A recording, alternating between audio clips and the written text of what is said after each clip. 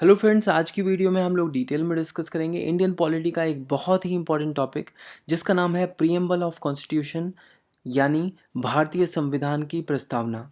सबसे पहले ये समझते हैं कि ये कॉन्स्टिट्यूशन होता क्या है। तो constitution basically set of rules, principles या फिर गाइडलाइंस होती हैं जिनके बेस पर देश की गवर्नमेंट या फिर इंस्टीट्यूशन काम करते हैं। उस देश में रहने वाला आम नागरिक हो या फिर सरकार, सभी को इस कॉन्स्टिट्यूशन के दायरे में रहकर ही काम करना होता है। इनफैक्ट कौन नागरिक है और कौन नहीं, वो भी हमें इस कॉन्स्टिट्यूशन से ही पता चलता है।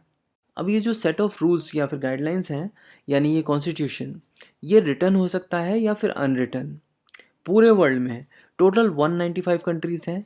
इनमें से 5 या 6 कंट्रीज़ को छोड़ दो तो बाकी सभी कंट्रीज़ के पास रिटन कॉन्स्टिट्यूशन है। यानी अराउंड 190 कंट्रीज़ के पास पूरी तरह से एक रिटन डॉक्यूमेंट यानी ये कॉन्स्टिट्यूशन है। और इनमें से 70% देशों के कॉन्स्टिट्यूशन एक प्रियम्बल के साथ शुरू होते हैं। अब ये प्रियम्बल क्या है, और यही तो हमारा आज का टॉपिक है। आप सभी लोगों ने कभी ना कभी कोई कुकरी वीडियो देखी ही होगी। इन शोज़ में कोई भी डिश बनाने से पहले ये बताया जाता है कि इस डिश को बनाने के लिए कौन कौन से इंग्रेडिएंट्स का इस्तेमाल किया गया है। 2-3 टेबल स्पून हरा धनिया और 1 हरी मिर्च। और आंटी, नमक? नमक स्वादानुसार नमक ले लेंगे। हमारा जो कॉन्स्टिट्यूशन है वो भी कई सारे इंग्रेडिएंट्स से मिलकर बना है। इन इंग्रेडिएंट्स का नाम है sovereign, socialist, secular, democratic, Republic, justice, equality और फ्रेटर्निटी। तो जब हमारा कॉन्स्टिट्यूशन बनकर तैयार हो गया तो इन सब इंग्रेडिएंट्स को कॉन्स्टिट्यूशन के पहले पन्ने पर लिख दिया गया। इस पन्ने को कहा जाता है प्रियम्बल। अमेरिका सबसे पहला देश था जिसने अपने कॉन्स्टिट्यूशन की शुरुआत एक प्रियम्बल से की।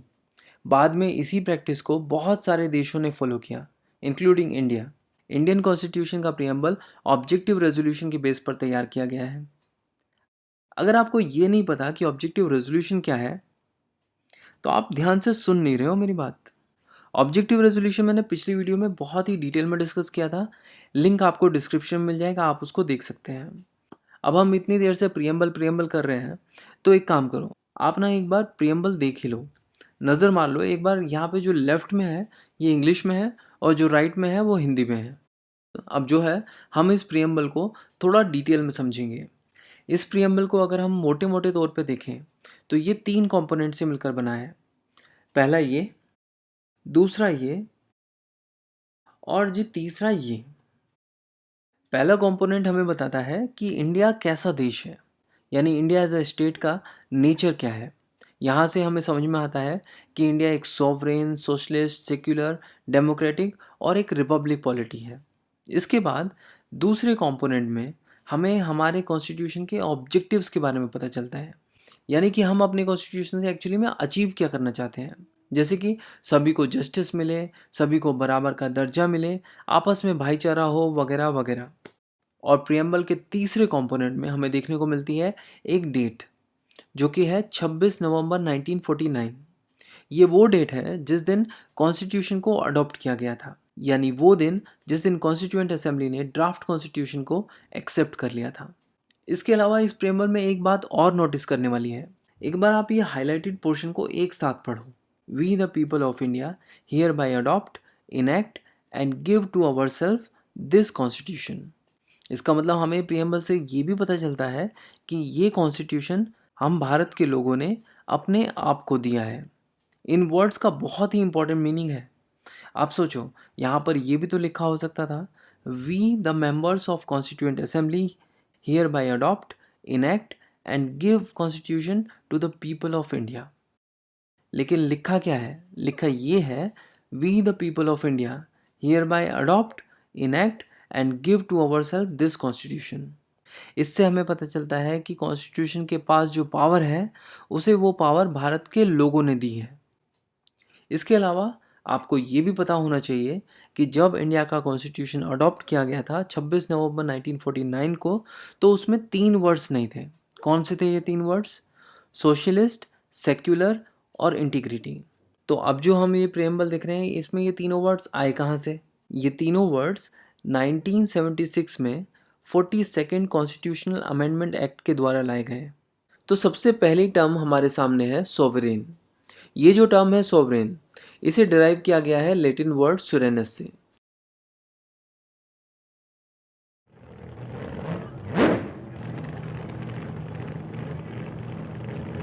लैटिन भाषा में सुरेनस का मतलब होता है सुप्रीम अथॉरिटी।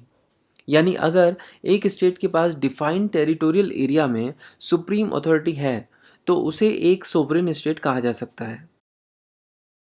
सोवरेनिटी दो प्रकार की होती है, इंटरनल और एक्सटर्नल। एक्सटर्नल सोवरेनिटी का मतलब होता है कि ये स्टेट किसी दूसरे स्टेट के दबाव या कंपल्शन में अपने डिसीजंस नहीं लेता, बल्कि अपने डिसीजंस इंडिपेंडेंटली ले सकता है और कोई दूसरा स्टेट इसमें इंटरफेयर भी नहीं कर सकता। और इंटरनल सोवरेनिटी का मतलब होता है कि स्टेट के पास सुप्रीम अथॉरिटी है स्टेट के टेरिटोरियल बाउंड्री में आने वाली हर एक चीज़ पर, चाहे वो उस स्टेट में रहने वाले लोग हों, रिसोर्सेज हों या फिर इंस्टीट्यूशंस। इंडिया एक सॉवरेन स्टेट बना 26 जनवरी 1950 को, जब ये कॉन्स्टिट्यूशन इम्प्लीमेंट हुआ।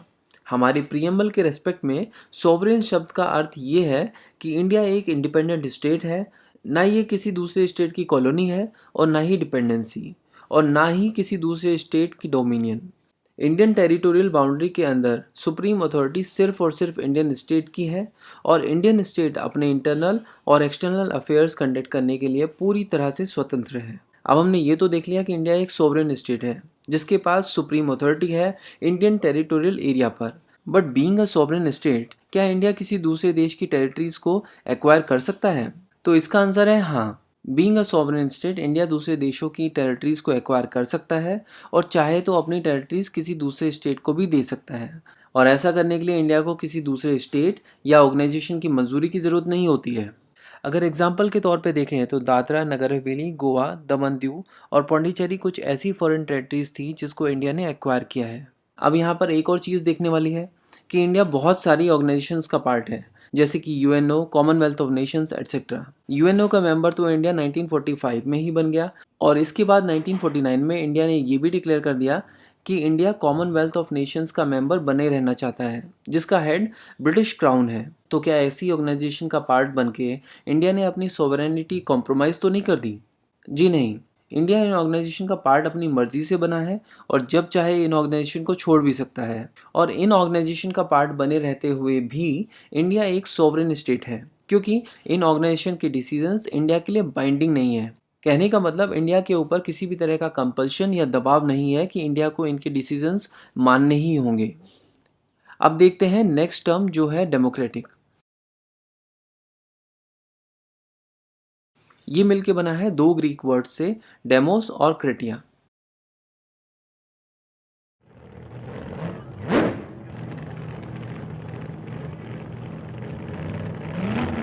डेमोस का मतलब है पीपल और क्रेटिया का मतलब है रूल। यानी जहां जनता का रूल हो, ऐसी कंट्रीज को डेमोक्रेटिक कंट्री कहा जाता है। डेमोक्रेसी दो तरह की होती है, डायरेक्ट और इनडायरेक्ट। डायरेक्ट डेमोक्रेसी जनरली कम पॉपुलेशन वाली कंट्रीज में देखने को मिलती है, जैसे कि स्विट्जरलैंड। स्विट्जरलैंड में हार्डली 50 या 60 लाख एडल्ट्स हैं। तो यहाँ क्या होता है कि पॉलिसी मेकिंग में वोटिंग के जरिए जनता अपनी राय देती है।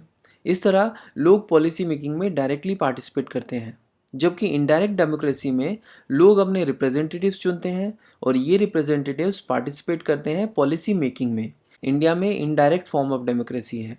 अब यहाँ देखने वाली बात यह है कि डेमोक्रेसी डायरेक्ट हो या इनडायरेक्ट, हर एक कंट्री में एक हेड ऑफ स्टेट होता है और ये हेड ऑफ द स्टेट किस तरह चुना जाता है, इसके बेस पर उस कंट्री को मोनार्की या फिर रिपब्लिक कहा जाता है।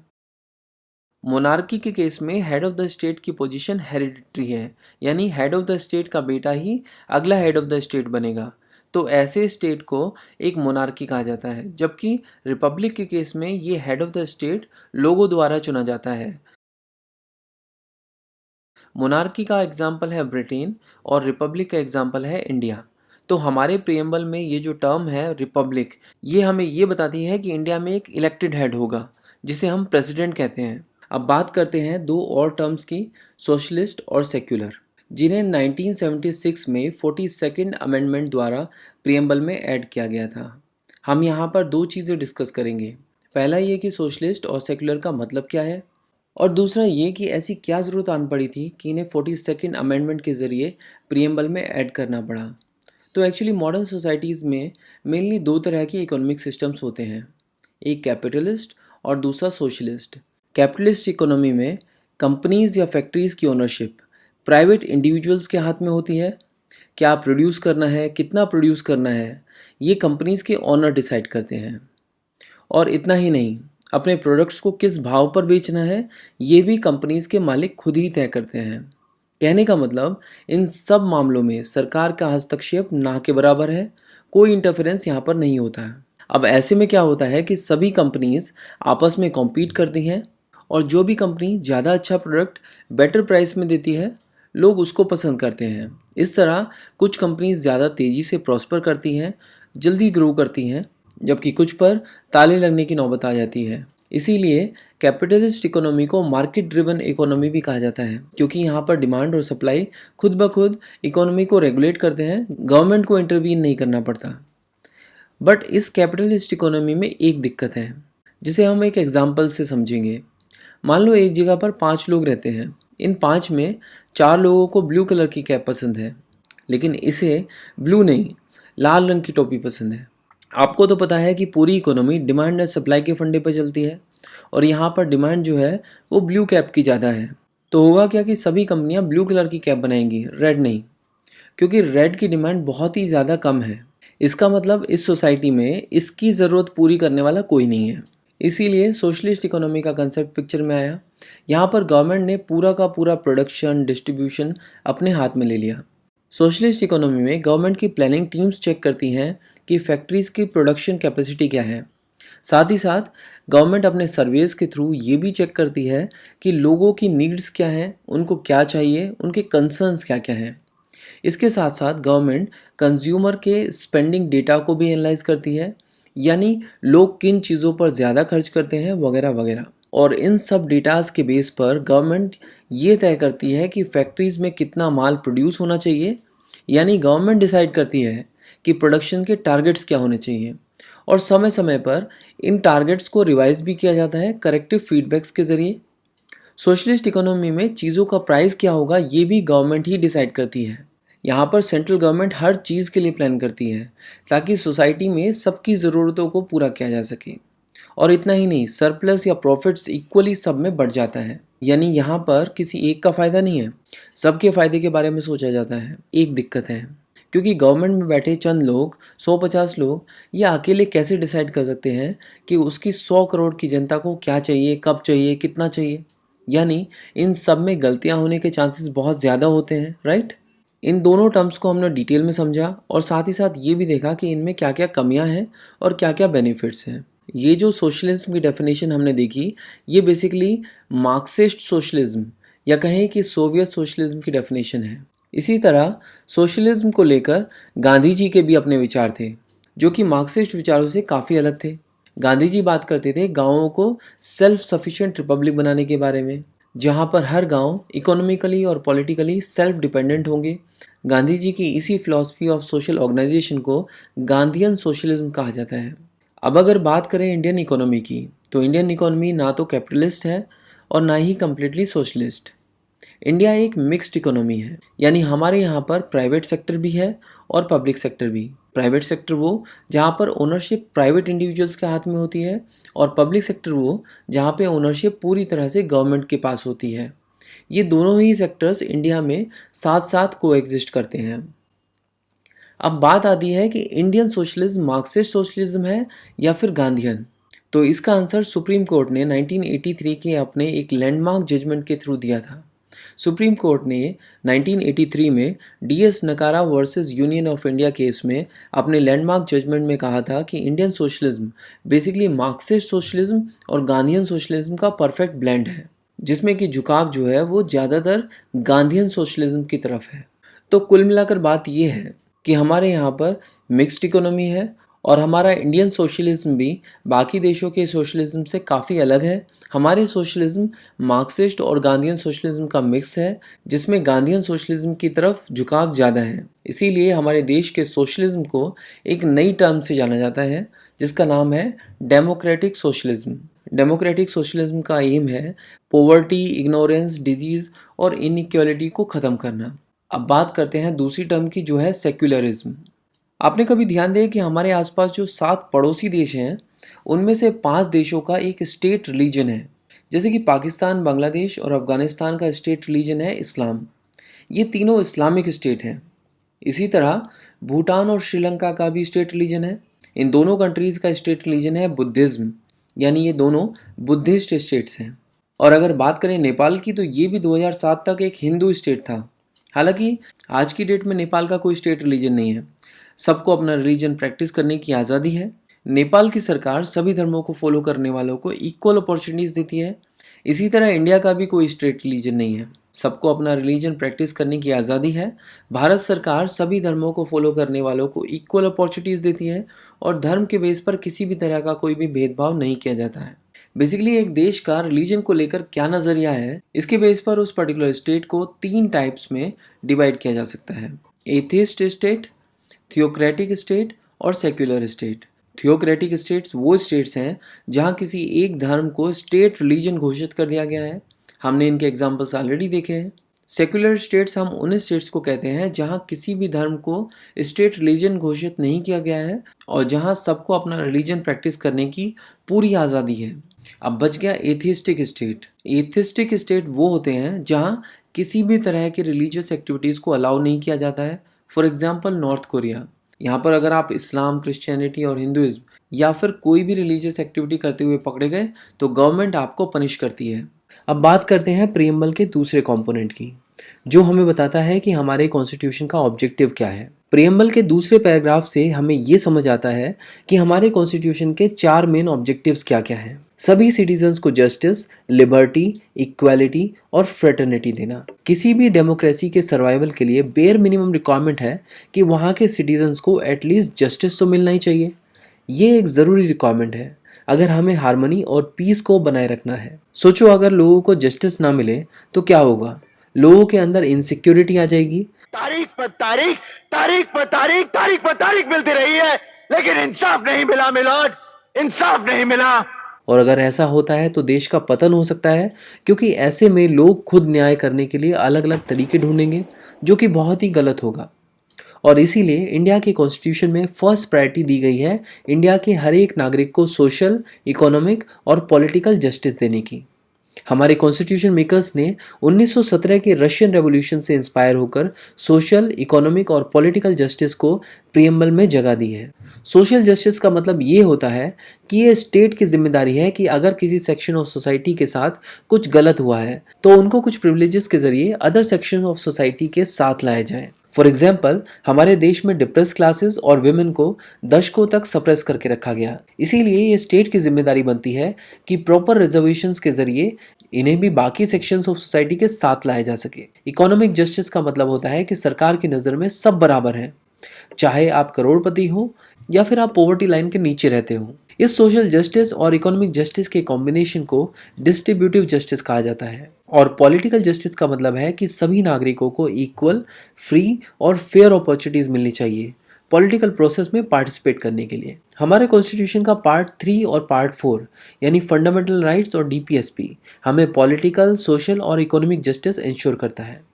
अब बात करते हैं हमारे कॉन्स्टिट्यूशन के दूसरे ऑब्जेक्टिव की, जो है लिबर्टी, इक्वालिटी और फ्रेटर्निटी। रॉसी ने एक बार कहा कि इंसान पैदा तो आज़ाद होता है, मगर हर जगह उसे बंधनों में बांध के रख दिया गया है। रॉसी का ये आइडिया फ्रेंच रेवोल्यूशन की फाउंडेशन बना। लिबर्टी, इक्वालिटी और फ्रेटर्निटी भी फ्रेंच रेवोल्यूशन के डोमिनेंट प्रिंसिपल्स थे। इन आइडियाज़ ने इंडियन नेशनल मूवमेंट के लीडर्स को भी इन्फ्लुएंस किया, इंक्लूडिंग अम्बेडकर।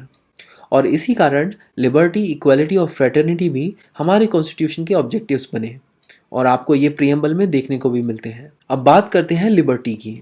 प्रीएम्बल के हिंदी वर्जन में हमें एक वर्ड देखने को मिलता है, स्वतंत्रता। इंग्लिश वर्जन में वर्ड है लिबर्टी, बट आपको ये भी पता है कि इंग्लिश में एक और वर्ड है जिसका मतलब भी स्वतंत्रता होता है। वो वर्ड है फ्रीडम।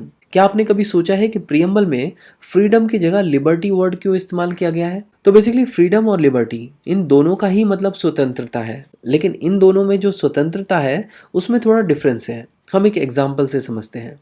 1947 में इंडिया को फ्रीडम मिली, ये जो फ्रीडम थी ये इंडिया को ब्रिटेन ने दी थी। कैसे दी थी? ब्रिटिश पार्लियामेंट में गवर्नमेंट ऑफ इंडिया एक्ट 1947 पास करके। यानी जब कोई स्टेट या अथॉरिटी आपको आज़ादी देता है अपनी मर्जी से काम करने की, उसे फ्रीडम कहा जाता है। इसी तरह आपने सुना होगा कई बार पेरेंट्स को ये कहते हुए कि हमने तो अपने बच्चों को फ्रीडम दे रखी है। इसका मतलब फ्रीडम किसी से मिलती है, जबकि लिबर्टी के केस में आपको किसी से परमिशन की ज़रूरत नहीं होती है।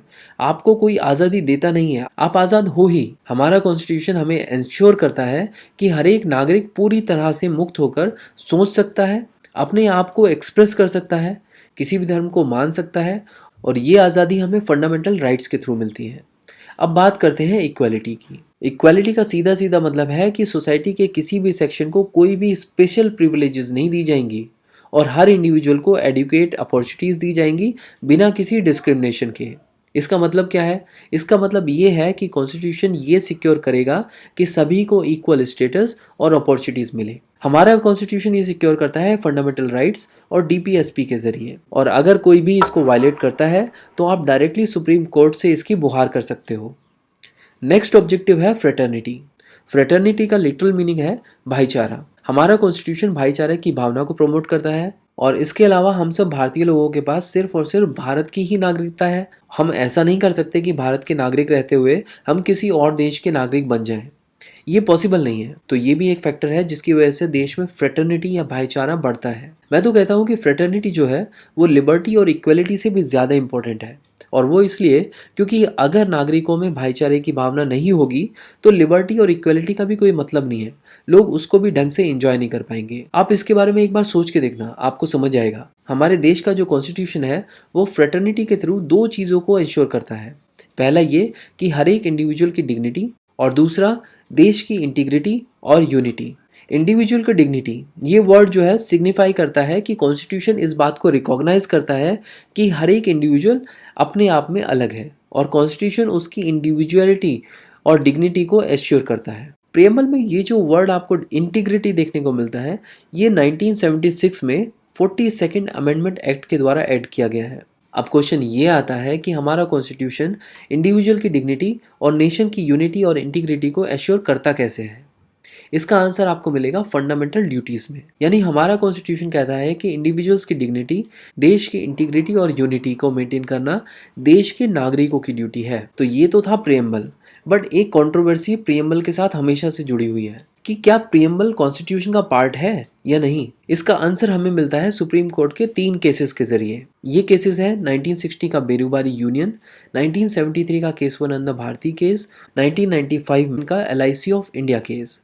बेरूबारी केस में सुप्रीम कोर्ट ने कहा कि ये बात तो बिल्कुल सही है कि प्रियम्बल की सिग्निफिकेंस और इम्पोर्टेंस से इनकार नहीं किया जा सकता। कॉन्स्टिट्यूशन मेकर्स ने इसमें अपना पूरा का पूरा विजन डाल के रखा है। लेकिन इतना सब कुछ कहने के बाद बेरूबारी केस में सुप्रीम कोर्ट ने ये मानने से मना कर दिया कि प्रियम्बल कॉन्स्टिट्यूशन का पार्ट है। इसके 13 साल के बाद 1973 में केशवानंद भारती केस में सुप्रीम कोर्ट ने बेरूबारी यूनियन केस के ओपिनियन को पूरी तरह से खारिज कर दिया और कहा कि यार ये बात बिल्कुल गलत है कि आप ये कह रहे हैं कि प्रियम्बल कॉन्स्टिट्यूशन का पार्ट नहीं है। भाई प्रियम्बल कॉन्स्टिट्यूशन का पार्ट है और इसमें कोई दो राय हो भी नहीं सकती है। और इसके बाद एक बार फिर 1995 में LIC ऑफ इंडिया केस में भी सुप्रीम कोर्ट ने अपने जजमेंट में कहा कि प्रियम्बल कॉन्स्टिट्यूशन का इंटीग्रल पार्ट है, और इसी के साथ ये कंट्रोवर्सी पूरी तरह से खत्म हो गई कि प्रियम्बल कॉन्स्टिट्यूशन का पार्ट है या नहीं।